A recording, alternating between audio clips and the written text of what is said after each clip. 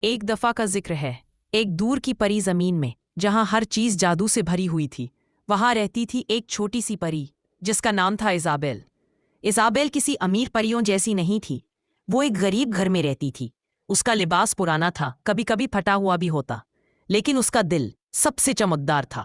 وہ ہر روز بستی کے لوگوں کی مدد کرتی، کسی کے لیے پانی بھرتی، کسی کے بچے سنبھالتی اور کسی کے کپڑے دھو دیتی۔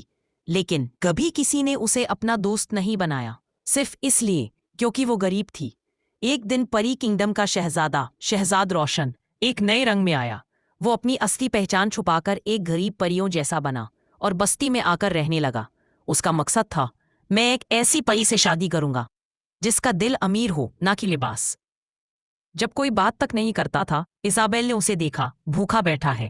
بنا سوچے اس نے اپنا خود کا کھانا اسے دے دیا۔ شہزاد روشن دل میں، یہ پری سب سے الگ ہے، بنا پہچانے بھی اتنی مہربان۔ وہ ہر روز اس کی چھوٹی مددوں سے متاثر ہوتا گیا۔ ایزابیل کبھی نہیں پوچھتی تھی کہ وہ کون ہے، صرف اتنا جانتی تھی کہ کسی کو ضرورت ہے اور وہ مدد کرتی تھی۔ ایک دن شہزاد روشن نے پوری بستی کو بلایا۔ سب حیران، اتنا غریب شخص سب کو کیوں بلا رہا ہے؟ تبھی اس نے اپنا اصلی روپ دکھایا۔ آسمان سے چمکدار روشنی نکلی، اس کے کپڑے بدل گئے۔ ایک شہزادہ سب کے سامنے۔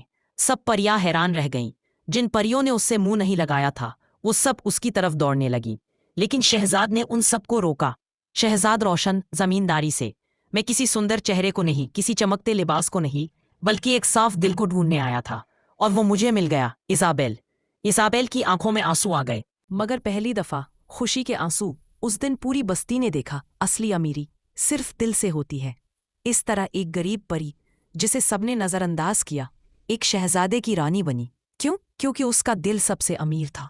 اور وہ سیکھ ہمیشہ یاد رکھنی چاہیے، سندرتا گزرتی ہے لیکن نیک دل ہمیشہ چمکتا ہے۔